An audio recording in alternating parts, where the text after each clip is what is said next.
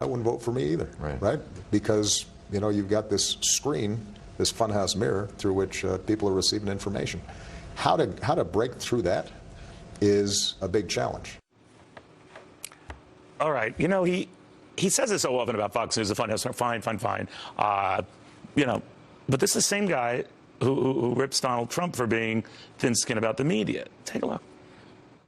If whenever things are going badly for you and you lose, you start blaming somebody else, then you don't have what it takes to be in this job. You've got to be able to handle criticism without taking it personally. Just brush it off. This is a guy who tweets. They should cancel Saturday Night Live. I don't like how Alex Baldwin's imitating me.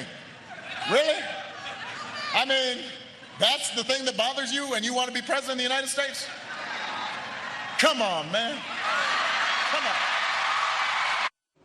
It really is like an Abbott and Costello moment for me. But you said that we're a funhouse mirror and you're focused on Fox ripping you a new one, whatever. Ben Carson, former 2016 presidential candidate. He will be working the stump with Donald Trump today, I believe, in Nevada. He joins us now in Las Vegas. I don't know, Doctor. He seems to criticize a bit too much and heap criticism on those who don't like criticism. Doesn't seem that he likes criticism. What do you think? Well, he clearly does not like it. He's very thin-skinned himself. But that seems to be the modus operandi for many of the heads in the Democratic Party. They accuse the other side of exactly what they're doing, and they keep repeating the lie. It's called the big lie theory. It was hatched by Hitler. You keep saying the same thing over and over. Doesn't matter whether there's any veracity to it, and pretty soon people begin to believe it, particularly people who don't do their own research, who don't do their own thinking. But unfortunately for him, it's not going to work this time, because the American people are smarter than the media and the political elites think that they are. And they will analyze this for themselves, and they will recognize what is about to be lost in this country, and they're not going to fall for it.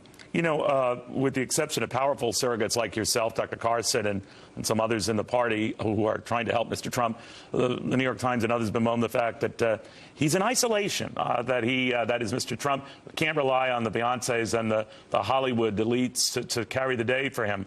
But it would seem that is helping him, not hurting him. But I recoil at generally anyone in Hollywood doing anything politically on the right or the left. But what is your impression of that the media tends to see this through the prism of, you know, what Hollywood star or starlet is backing him? Yeah, well, you know, they clearly have lost focus on the issues and the things that are important. And as I've said before, you know, there are three harbingers for the downfall of a great nation: taking your eye off the prize, that is, being distracted by these things like Hollywood and sports stars who all of a sudden for them have become great political intellectuals. The loss of fiscal responsibility, which we are manifesting in spades, and the acceptance of corruption at the highest levels of government.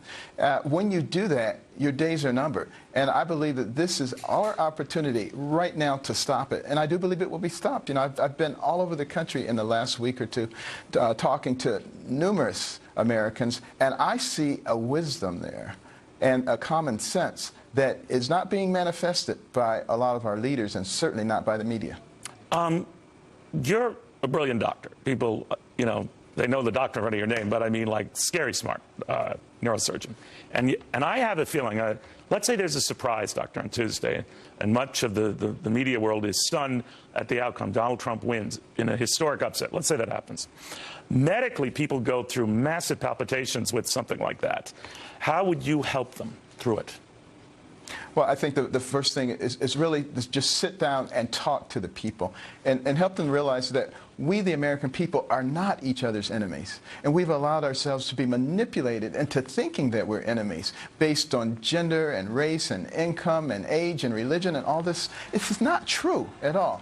They need someone to sit down and explain that to them, and then explain how we're going to resolve our issues. But is there medication, doctor? Is there medication? You could still dispense prescriptions, right? I mean, you wouldn't do them for me when you're last here, but that's fine. But you can help them. There is a medication. Give them Xanax or something to deal with that, or? You know, what they need is a good dose of God and faith and the things that made America exceptional and a great nation. And remember that our rights come not from the government, but from our Creator, as our Declaration of Independence very specifically states. Dr. Carson, thank you very, very much. All right, now to Donald Trump, the man who could be the source of a lot of angst for a mainstream media crowd that has dismissed him. But now wake up to polls that show him running even in almost every key battleground state or better, and tied now.